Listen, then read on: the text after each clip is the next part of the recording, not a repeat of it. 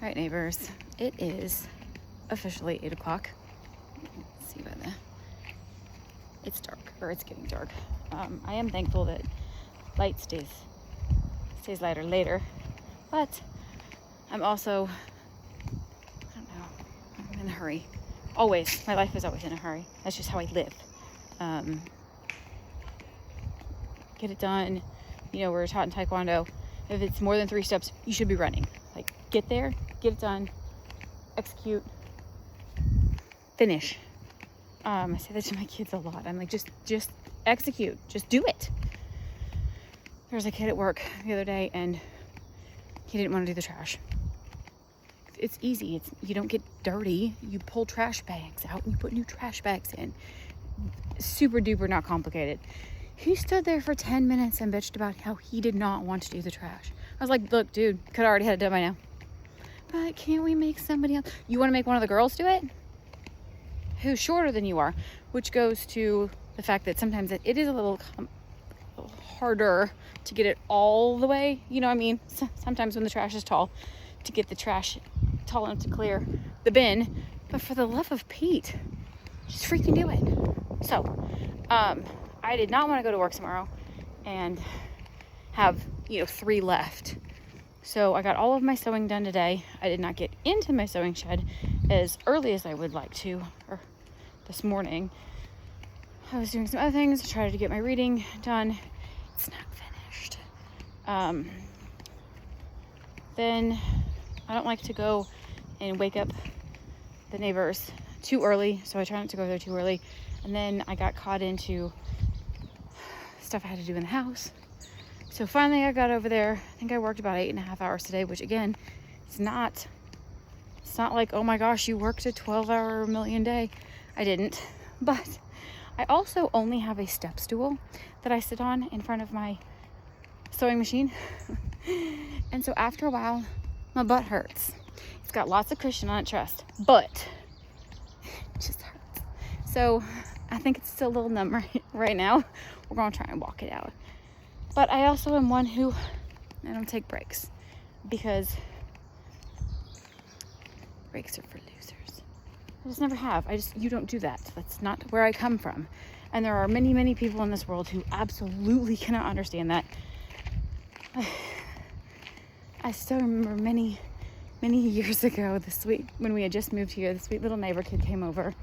And that's why when I talk about hey, we're the neighbors, because he would always tell all of his friends and the people at church, and he's like, oh, we got new neighbors, and we got to go over to the neighbor's house. And so that's what he called us. So you can come along and be neighbors with us. Here's my neighbors. Let's see if their horses are hanging out over here. Sometimes they come say hi, but usually not. So he comes over and we were out playing in the garden, and I've always given my kids jobs. I've always made them help. And so he came over, and if you have a child who has been to my house, or if you I walk through spider webs. If you have been to my house with your children or as a child, you will know that I collectively just take everybody and they're now part of the family. That's just what it is. You're here. We include you. So he was out digging, and we give the kid a shovel, and all the kids were out digging in the garden. I have no idea what we're doing. Planting something, I'm sure, because I typically am planting something. And so at one point in time, he stands up, and he was probably 5, and he stands up and he says, okay. He says, Miss Angie, can we have a break now? My kids stood up and went, a break? What's that? What's a break? Mom, what's he talking about? I was like, well, I said, we don't do breaks at this house. Now, I'm not so awful that I don't give the 5-year-olds time to get some water and stuff like that. That's not that.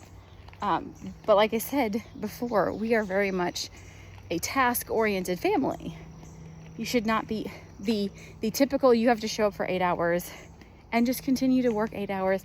That's not breeding children who are get shit done people.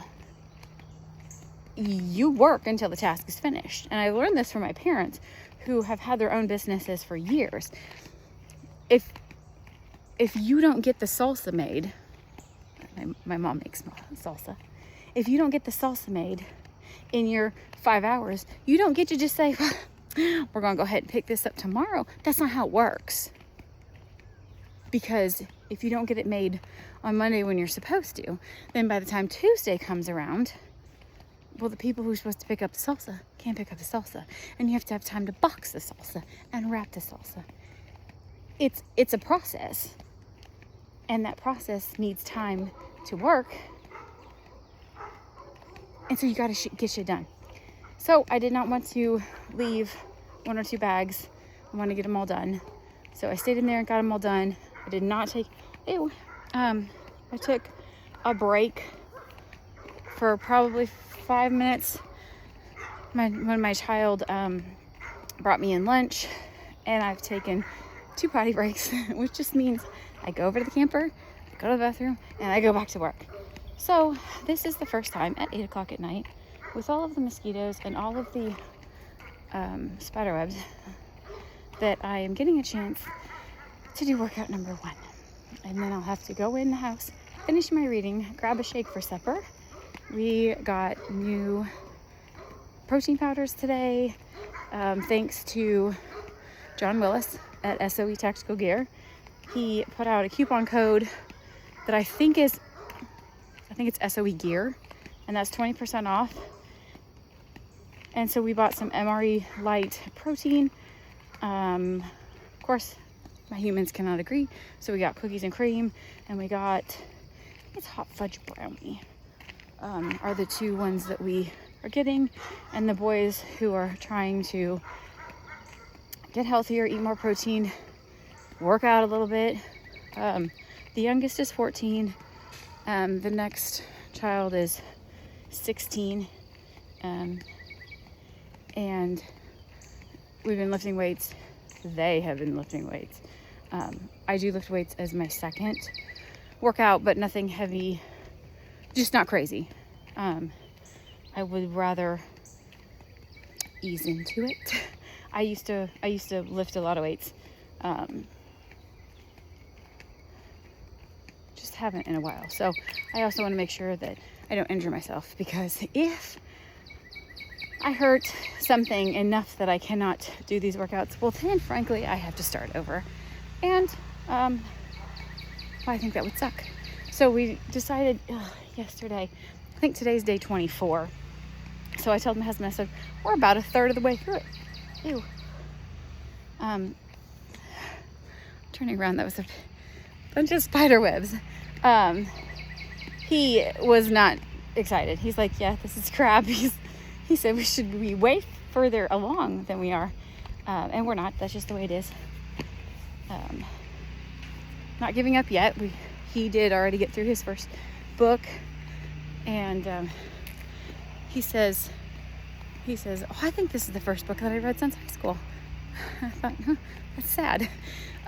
Because I read a million books. I finished one last week, and I finished a different one this week. The one this week was like a fiction book. I finished one of my nonfiction books last week, and I started a new one yesterday, I think. So anyway, not really much more to update. I believe in our house update situation that by the end of this week, we will have at least enough money together that we'll be able to start the process of moving over, which entails us getting the septic system going. We had talked about digging part of that ourselves. I don't think that's going to happen and or work out, because in the state of Tennessee, you have to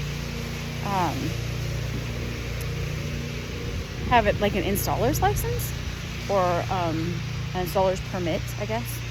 And we are not licensed. So we have not found a company that will let you do part of it. Basically, they're like, no, we're licensed, we have to do it all. So that's fine. We want to make sure that it's the biggest tank that we can put in there, because the way they do it in the state of Tennessee is they go by perk sites, and they come out and they say, oh yeah, well, you can have 3 bedrooms. Which, anyway, I asked the guy, I said, explain it to me. I said, why does it go by bedrooms and why does it not go by toilets? And he said, well, you could have 1 toilet and 100 people living there and they would all use 1 toilet, but you still have 100 people. And he said, or you can have 1 bedroom and 6 toilets and you're still getting the same amount of crap going through the system, which kind of makes sense. But on the flip side of that, I can have 3 bedrooms and still have 45 people there. So it's not really helpful. So we're perked for a 3-bedroom house. We will be having more than 3 bedrooms. And the way we get into that is, let me rephrase that. We will be having more than 3 places that people will sleep. We always have, because we have more than 3 people. And I'm sure that we will be having foster kids again. I mean, I just keep feeling that on my heart, that I'd like to help the humans. It's not their fault, you know, that their parents are in whatever situation that their parents are in. So we're gonna you have to have an extra bedroom. They pretty much have to have their own bedroom. There are some exceptions if the children are within 2 or 3 years of age and they are the same sex children, then they can share a bedroom. So we had a little girl and then her 2 brothers. The 2 brothers could share a bedroom. The little girl was still in a crib, so while she was an infant, she was actually in our room, like at night and stuff like that, in her crib. But the way to kind of get around the bedroom thing is you just make a room that doesn't have a closet. Then it's considered, I don't know, a den or whatever, and that way they won't count it as a bedroom. You don't get in trouble with the bedroom police. There's some really wacky stuff going on that just makes no sense. But that's what we got, and then we'll have enough money to get our well built. The USDA, I don't remember the name of the organization. There's a government organization that will help you do some things to your property, and it's one of those like cost sharing programs type of, they will reimburse you for stuff. And talk to her, she can help with a well and stuff like that, as long as it's for animals. But the problem is that we have to do something sooner than that, and they pay out in October. Well, October is when the process starts for application process, and they don't pay out until March of the following year. So they will help with cross fencing, but they will not help with perimeter fencing. I was trying to think of some of those. They'll help with cover crops, except that since it hasn't been planted in the last year, that it gets into a gray area, of course. They will help with high tunnels. You have to plant in the ground. I don't care. That would be helpful. And then electricity, we've talked to the electricity company. I'm not so sure that we're gonna have electricity on our place. I think from what it sounds like, we may just go full solar, because that would make me happy, not having to ever have to deal with those. But I also know that it's a cost, so we might have to throw might have to throw my child in there. Is that what you're saying to me? Okay. We might have to go ahead and put the electricity in. We can run it underground. We were originally told that we were not allowed to run it more than 250 feet, but we can. But of course, the catch-22 is that we have to pay them to install it. We don't get to dig the trench, which has to be 45 inches below ground or something atrocious. We don't get to do that. They have to do that all, and we would have to obviously pay them for it. I would rather sink my money into getting the 3 power poles that randomly go through a corner of our yard. I would rather pay them to try and get those off of our yard. He said that might actually be doable because the main line runs at the edge of our road, so there's no reason for them to randomly go through our yard. Other than that, that's kind of the week. Tomorrow's my long day. Thursday we're going to the local library, who has started a seed library at our library, and we've been packing seeds and helping that, and that's going to help me get some more hours for my Master Gardener badge, because I started it, I took all the classes, and I need to finish. That's a me finish kind of girl. So that's kind of where we're at, and now I'm gonna finish my walk, get the rest of my crap done, go to bed, do the John Willis sleep faster. I'm gonna try and sleep as fast as I can because I have to get up early. Last Wednesday I went ahead and got up early so that I could get my first workout done before my long day. It was nicer not having to come home at 8 o'clock and try and fit 2 workouts in. So I will be trying to do that again. And then I usually call my mom on the way home, so I get a couple hours to just chat on the phone with her and catch up. Keep her a little bit more sane since she does live alone, although my brothers are there with the business almost every day. So I gotta check up on her, and hopefully if we can keep whittling her down so that she'll come down and live with us when our next house gets built. And we went ahead and made a big hairy goal. So thanks, Nicole. And our BHAG is that by Christmas next year, we will have our house built and we'll be celebrating Christmas at our new house.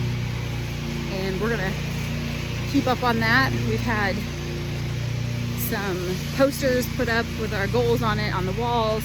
My husband really needs a truck because the one he has is quite literally falling apart, but it's all we have. So he has put up a couple pictures of a truck that he would really like to buy, put them up on his wall today so we can start to visualize our goals and know what we're sacrificing for and fighting for and going after, because right now we're kind of really tired in the fight. It's been 2.5 years since our house burnt down, and some days just putting, not that we're so overwhelmed that we're just gonna lay on the couch and do nothing, but doing that little bit of extra of, working another business to get up to be able to provide for us, and me working a couple different jobs so that we can have enough money to make the mortgage payment on the new place until we can sell this place. It's a fight, it's a mental fight. And so I'm trying to keep up with that, and it's been tough some days.